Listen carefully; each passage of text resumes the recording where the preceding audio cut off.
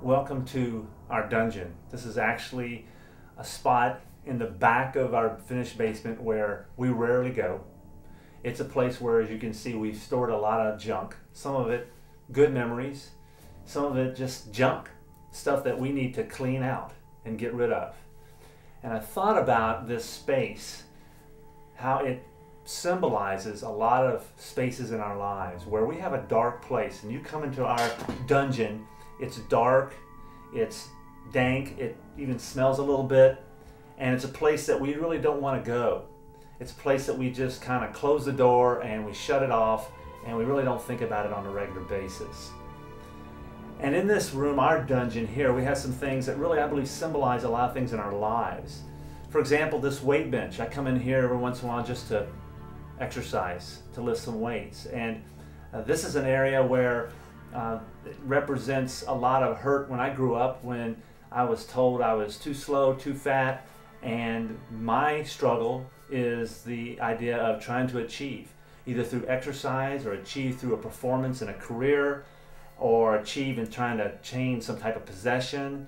And maybe that's you in your dark world, in the dungeon of your life. Maybe that's you and what this represents.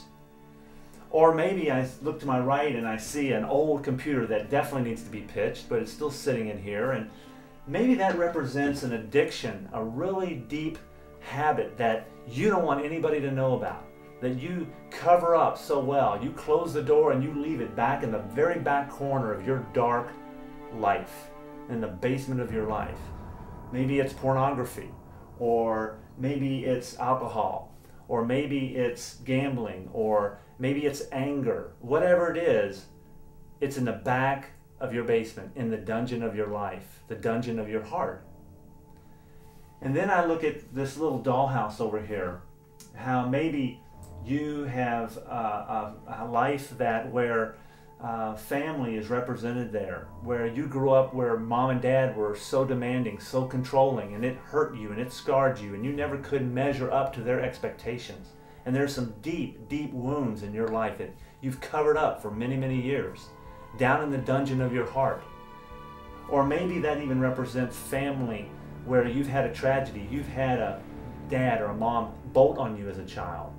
Or maybe you had a death of a loved one, a death of a brother or a mom or a dad growing up. Or maybe even as an adult now, you may even had a death of maybe even a child, maybe a miscarriage. And those situations have just deeply, deeply hurt you, that you have been unwilling to open up and share your heart to God, your frustration, your fears, your anger, all that to God, and to recognize it in your own life, and to open up to somebody else, because that's scary, to open up your dungeon to someone else.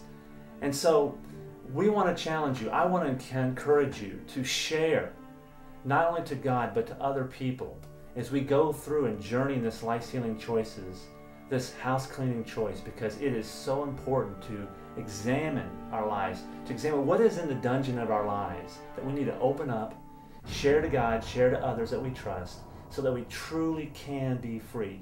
You know, Jesus says that He came to set us free. He is the truth, and the Son came to set us free, and we truly will be free indeed.